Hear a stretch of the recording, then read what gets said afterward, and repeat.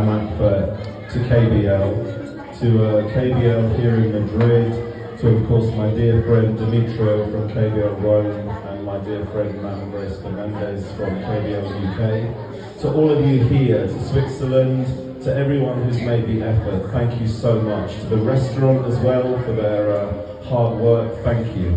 I know it's quite late in the programme, but I just wanted to say a few words. You know, I'm a Christian and I'm married to a Filipino, and I believe always to pray for the country, pray for the government, pray for the leaders. It's very easy to be critical. It's very easy to constantly bash the president or bash the country. The same thing happened with President Duterte, who obviously the previous president. You know, the fact is, the Philippines is going in the right direction. Previously, there was a concentration on dealing with the pandemic in the Philippines through the war on drugs. And of course, during the pandemic, you know, during the times of COVID, President Duterte was forced to borrow a lot of money, you know, the ayuda, basically to give people money during that pandemic.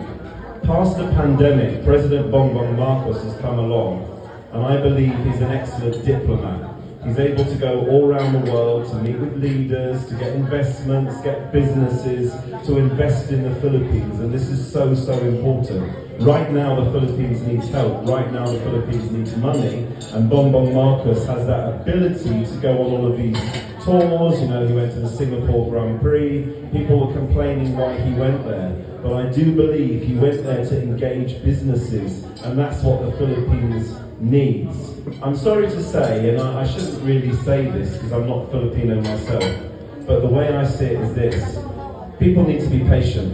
People need to give the president time. Things aren't going to happen overnight. To be honest, President Marcos is not making statements all the time, but I think he's doing the work behind the scenes. And I think it takes a long time, and people need to give him time. I know he has lots of bashers, you know, lots of people have their own channels and they're saying things about him. But I believe as a Christian, I believe what we should do is pray for the government.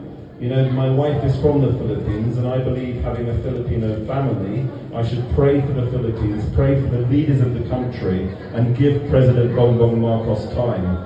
I had the honour to meet him, albeit briefly, in Belgium and in Switzerland, I believe.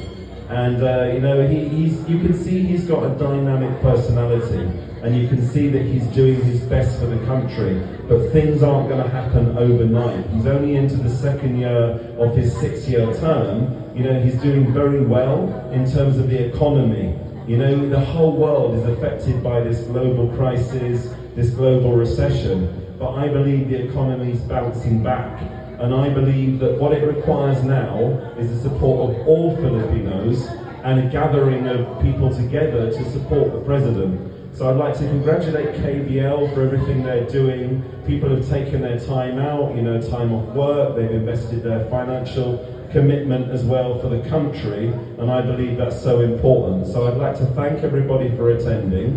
Maraming salamat po to all of you, and of course best wishes to President Marcos. You know, thank you for what you're doing for the country, for the people, my family included. Mabuhay and maraming salamat po.